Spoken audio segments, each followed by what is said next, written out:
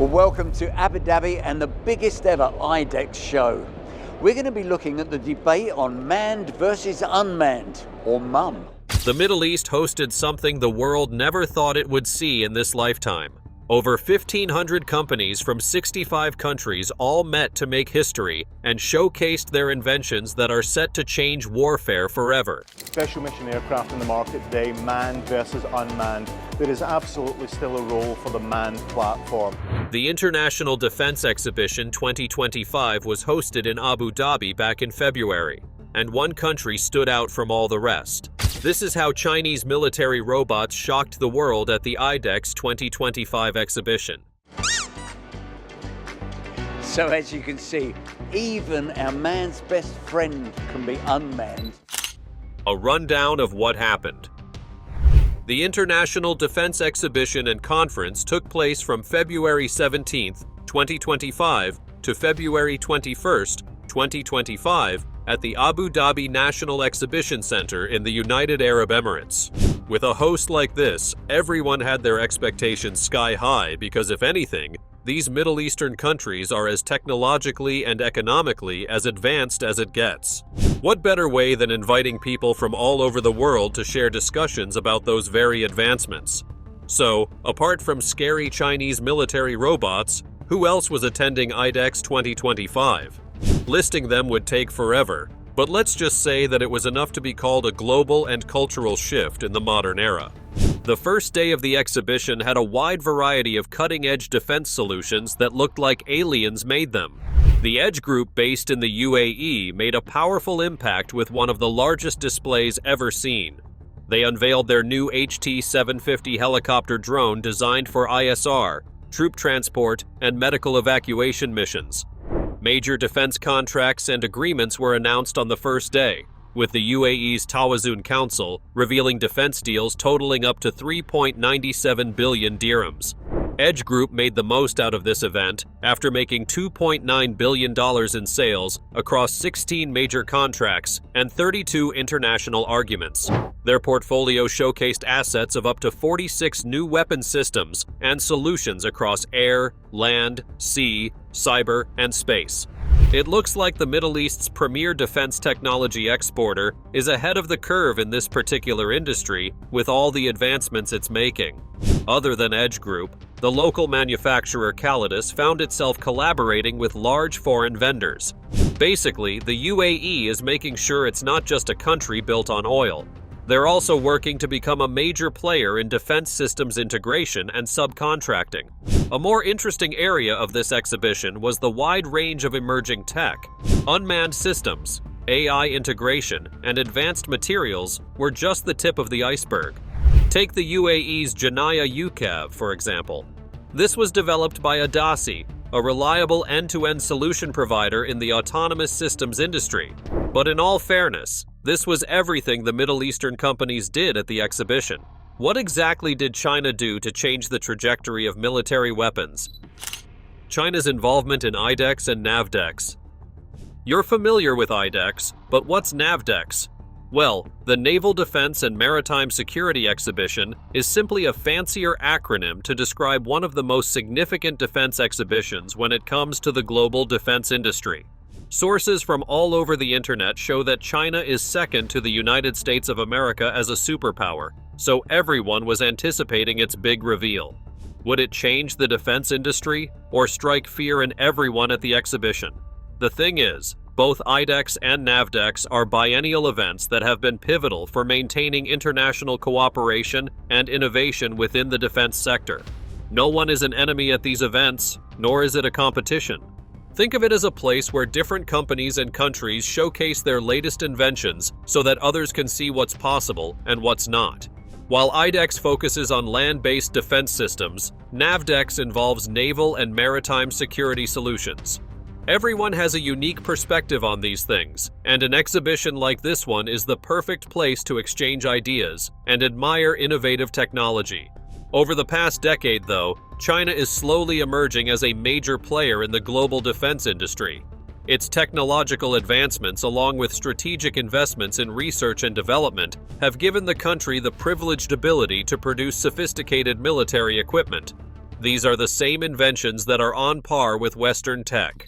Ever since China became an active participant in these international defense exhibitions, they've made sure everyone sees them as one of the top manufacturers in the world. Some examples from their artillery include radar systems, aerial vehicles, and cyber warfare. But China is once again making a strong presence at this year's exhibition in Abu Dhabi. Those are a lot of big words for military equipment, which makes all of this much more interesting. Chinese companies who have been active participants in Idex and Navdex are Norinco and Katic. Their defense products range from small arms and ammunition to complex machineries like defense and electronic warfare equipment. The exhibitors are on a whole other level with their equipment because they manufacture their products in such a way that they're bound to attract foreign buyers and investors. It's not just for show. Other than that, China is known to be one of the most technologically advanced countries in the world. In fact, it's ranked the third most advanced country in the world as of 2025. That says a lot since the United States falls at number 4 below China. But why is that? Unlike the States, China is strategic with its approach and uses Idex and Navdex as platforms to strengthen its international partnerships. It networks well and welcomes other global powers to build things together and exchange ideas with one another. China is also expanding its market share in the Middle East and beyond by attending these exhibitions. What sets China apart from other countries is how it truly maximizes the potential of this global event. This is all part of the Belt and Road Initiative, where China's defense exports align with its broader strategy. The idea aims to improve economic and strategic ties with countries along the Silk Road. In case you're unfamiliar with the Silk Road, it was an ancient trade route that connected China with the West. It carried goods and services between the Roman civilization and China. This means that the country is trying to rejuvenate this trade route for more diplomatic relations. In a world where countries are constantly at odds and trade relations continue to weaken, China is staying focused on its mission to become the leading military manufacturer globally. And that's exactly what people saw in February 2025, with the unveiling of their latest and arguably most powerful asset. Chinese companies at Idex. The Chinese delegation at Idex and Navdex is expected to be one of the largest and most diverse groups yet. In the 2025 Idex exhibition, a total of 59 leading defense and technology companies from China participated in Abu Dhabi. Each and every single one of them was there to showcase a wide range of military equipment and tech that showcased their top-of-the-line products and inventions. The delegation included both state-owned enterprises and private companies. This way, they brought a unique perspective by combining their strength and offerings to the exhibition. Some of the companies there included China North Industries Group Corporation, also called Norinco for short. This is one of China's largest defense contractors and specializes in almost every type of military equipment. Tanks, artillery systems, small arms, you name it. Norinco was joined by China National Aerotechnology Import and Export Corporation, or CATIC for short. This company is a major player in China's aerospace industry and is involved in exporting military aircraft. China Electronics Technology Group Corporation is a leading developer of electronic and information technology, including radar systems, communication networks, and cybersecurity. The list doesn't end there, because these three were also joined by China Shipbuilding Industry Corporation. These people are important in the naval industry and are responsible for designing and manufacturing various types of submarines. The report, military and security developments involving the People's Republic of China. So, land, air, space, and even water, China covered every sector and had a bunch of cool tech up on display at the exhibition. Some of the UAV tech included models like the CH-4 and CH-5. The China Electronics Technology Group Corporation displayed its latest radar tech like the phased array radar system. This offered better detection and tracking abilities. Other than that, they had the platform to showcase their missile defense systems, cybersecurity solutions, and naval technology like stealth frigates and submarines.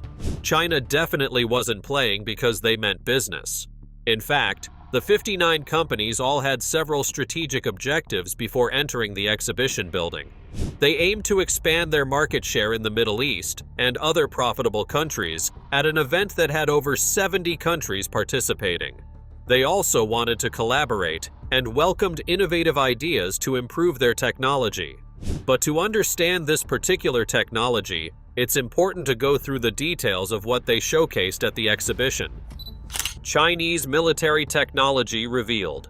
China was building a high reputation at Idex and Navdex 2025.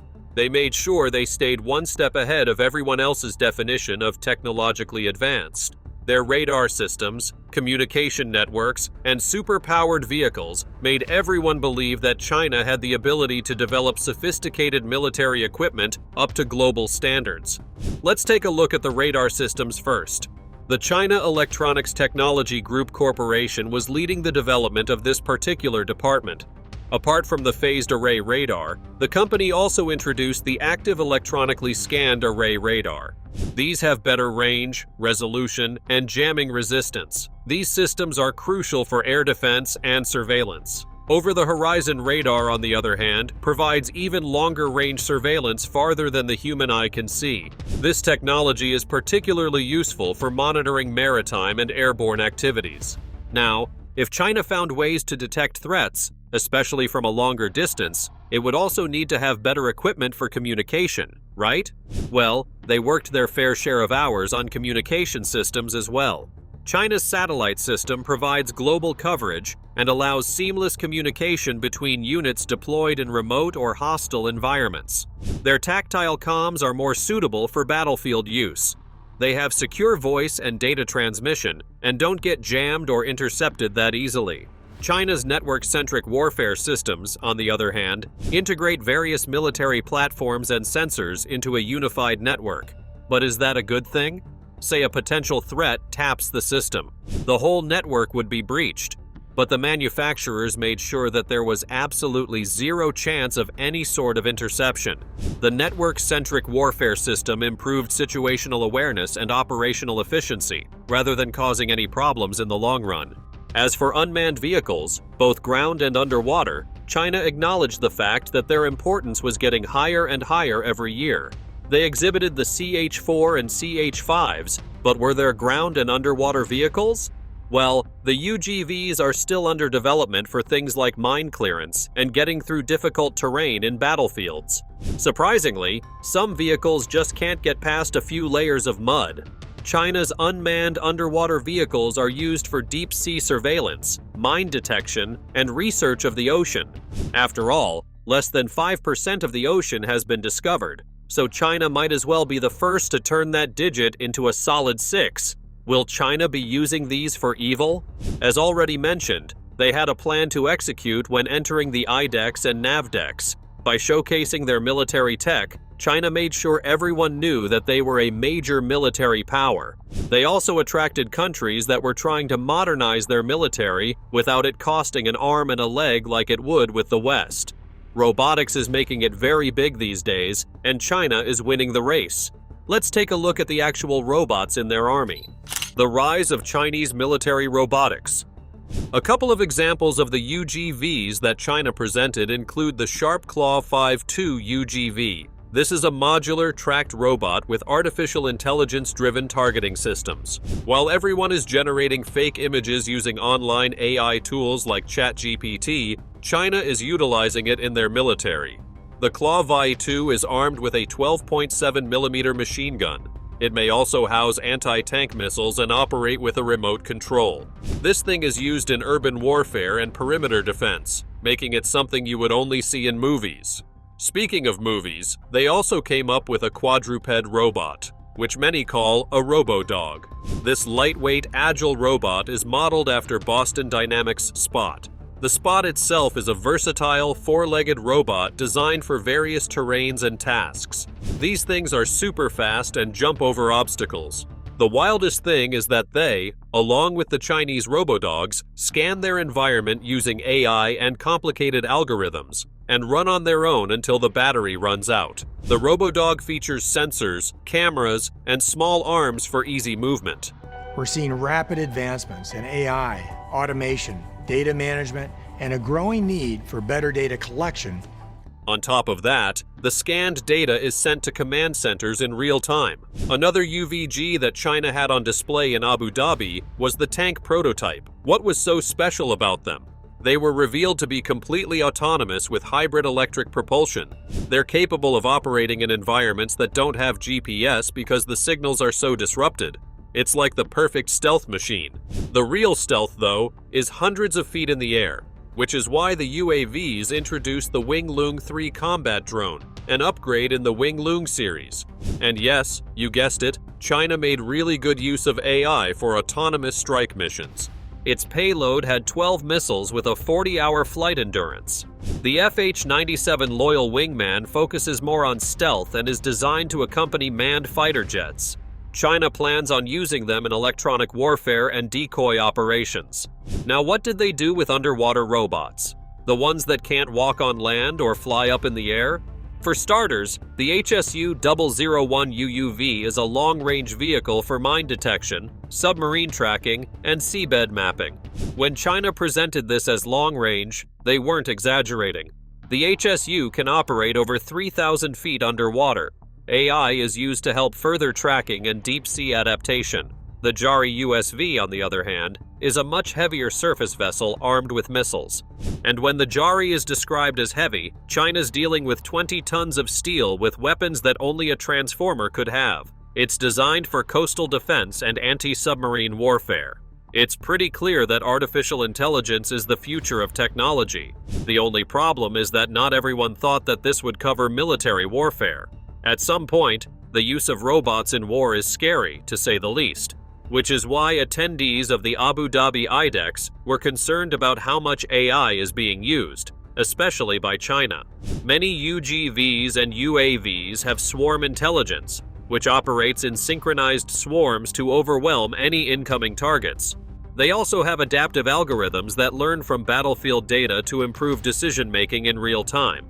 The modular design, such as the plug-and-play weapons in the Sharp Claw 5.2, allow rapid reconfiguration when loading and reloading missiles.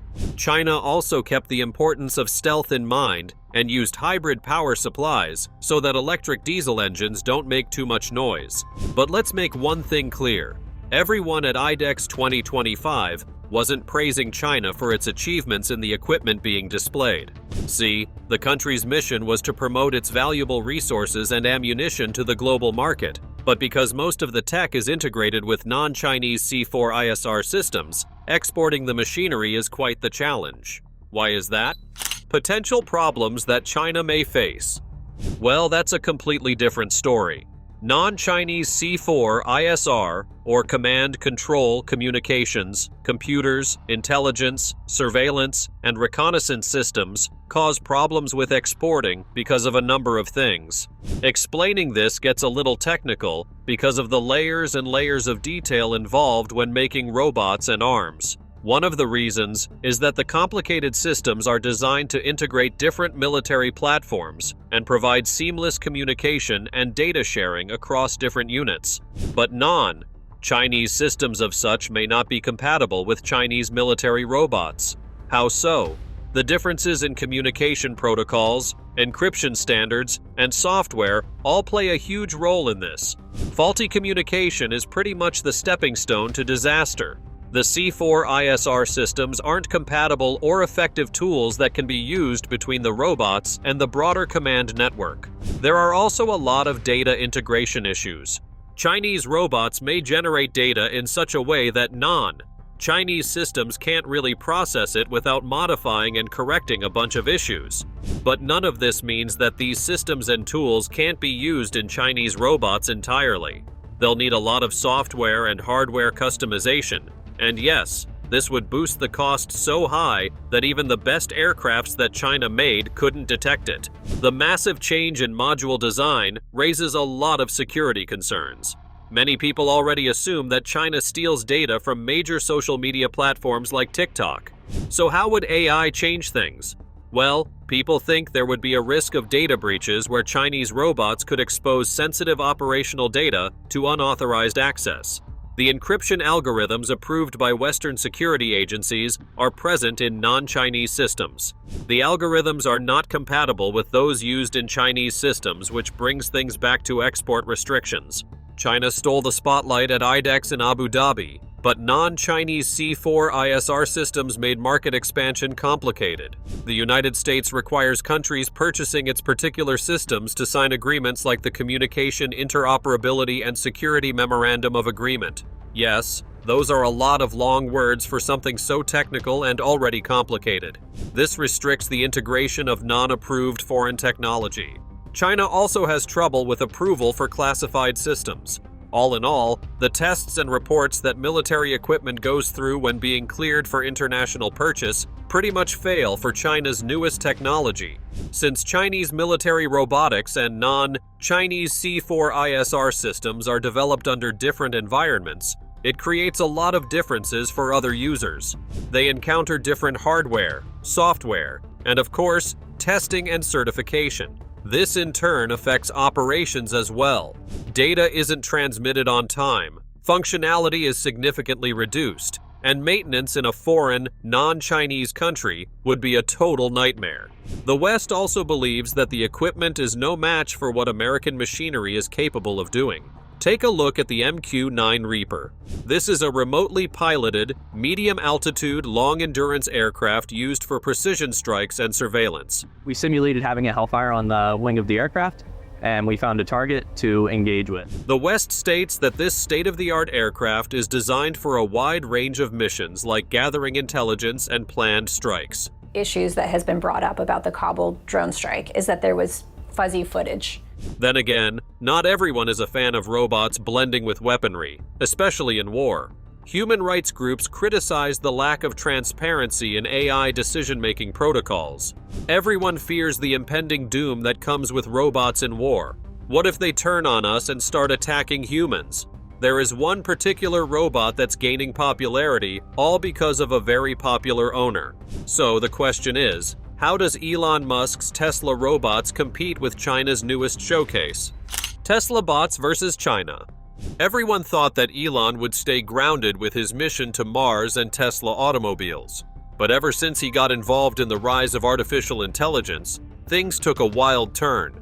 First, he integrated AI into his cars for autopilot driving. Then he made human-sized robots. It looks like this man is single-handedly trying his best to be as futuristic as possible. Tesla's groundbreaking Optimus project is going to shift the company's trajectory, though. They were once known for their electric vehicles and energy solutions for a greener Earth, but with newer projects and innovations. Elon is trying to address labor shortage and automating repetitive tasks for the economy to stabilize after years and years of fluctuations. But how long will it take before the Tesla bots take over and join forces with China's megabots? It all started in 2022 when Tesla announced its humanoid robot project called Optimus. The robot was going to be a general-purpose bipedal machine capable of performing everyday tasks. They could also do things that were considered unsafe, repetitive, or even boring for humans. If you want to have a humanoid robot that can do things that a human can do, it's a very high bar. But Tesla assures the public that these robots are designed to be 100% friendly and can ease into society by mimicking their activity. The average bot stands at 5'5" and weighs up to 123 pounds. It can deadlift up to 150 pounds and carry 44 pounds while running at a speed of 5 miles per hour. As of 2025, Optimus is expected to achieve low-volume production for internal use within Tesla factories. The robots will assist with tasks like assembly line operations and logistics. High-volume production for external customers is expected to begin by 2026. Many people have already seen these robots on display. Some celebrities are using them at home already, just to show everyone that they are as safe as they can get. Tesla bots are useful, no doubt about that. But their safety is always the #1 question asked by human rights activists. The fact that artificial intelligence is making waves in these robots makes everything a little more dangerous. The robot's AI abilities help it recognize objects and make its way through complicated environments like mazes or messy rooms. It can also adapt to new tasks through machine learning without extensive maintenance or programming. On top of that, it can also operate on its own without the need for human supervision. That last bit is probably the scariest part yet. What would happen if a bunch of Tesla bots were left in a room on their own? Will they automatically shut down or wage war against each other? China is not backing down from the AI game either, which is why combining the concept of Optimus and war is one thing that no one is ready to see. But let's look at the good rather than the bad for a moment. If Tesla is helping the planet in a very cost-efficient way, China could follow its footsteps on the battlefield as well. An Optimus bot has an estimated price tag of roughly $20,000 per unit. It's probably like $20,000 for an Optimus, for a humanoid robot And to be honest, 20 grand for unlimited manpower may just be worth the price, since a single robot can reduce human labor over time. Industries would benefit the most by producing more goods with minimal human hazards. Sure, this raises questions about possible employment issues, but that's a concern that has numerous alternative solutions. There would obviously be a whole team dedicated to keeping these robots in check. So robots are not only helping industries lower labor costs, but opening new job opportunities as well. It's a win-win situation for all. With the Idex 2025 exhibition, Musk has suggested that Optimus could eventually surpass Tesla's electric vehicle business in value. China has its eyes on Musk and the way he's expanding Tesla's market. If it's money China is after, then they should take notes on how Tesla is almost hitting the $10 trillion mark. By entering the robotics market, Tesla is making sure its revenue streams are crossing all the right directions. It'll still take a lot of time, though. Tesla has to work on a bunch of safety issues because even Musk said that there are potential risks associated with super sentient robots. The goal is for the robots to not get out of control. Even though many celebrities are living with these things today, it'll be years before Optimus will be helping you wash your dishes at home. If Project Optimus succeeds in a few years' time, Musk's next move just might be warfare. His close relationship with Donald Trump gives everyone a hint that his line of work won't be limited to just automobiles and space exploration. From building electronic vehicles to slowly ruling the world, Elon Musk has shocked everyone everywhere. It's getting to a point where competitor businesses are having a really hard time trying to catch up to his success. China is a completely different story. They still have competitors out there like South Korea and Japan, both of which are the two most technologically advanced countries as of 2025. Could they be laying the foundation for competitors and innovators to pick up from? Take Honda's Asimo, for example. Although it was discontinued back in 2022, it still had 2 solid decades of being a marketing tool. It laid the groundwork for the modern era of humanoid robotics, meaning Tesla is probably paving the path for something much stronger. As for China and its future in military robotics, let's just say AI is making this a much easier task. Goals planned to be achieved decades from now are just a few months away from success. Over the last few years, China's military sector has seen many significant developments, with a focus on creating versatility both commercially and on the battlefield. Quadruped robots, swarm drones, and even their very own humanoid robot prototypes are just a handful of examples that the country is working on. They're also being really smart with the strategy they're taking. If they play their cards right, China is looking at technological maturity, industrial capacity, and even catering to ethical considerations. Their short-term plan till 2030 involves limited deployments that focus on niche applications, such as border security. The next decade will expand the use of semi-autonomous systems like weaponized drones, UGVs, and human robots for urban warfare. After 2040, China will probably be the first country to deploy a full-scale army of humanoid robots and integrated robotic software across all branches of the military. Advanced artificial intelligence will enable near-human levels of decision-making tools. Does the future look bright, or something everyone will be terrified of? Thanks for watching, and we'll see you in the next one.